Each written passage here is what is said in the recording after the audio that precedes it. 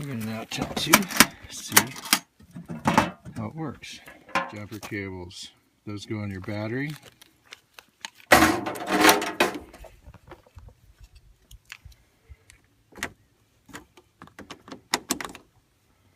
so we've got our battery hooked up.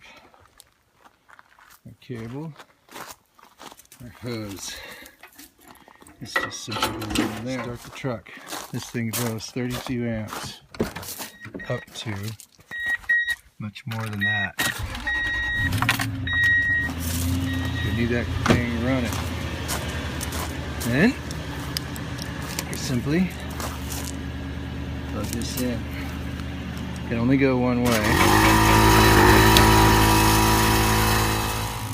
Put that sucker on there.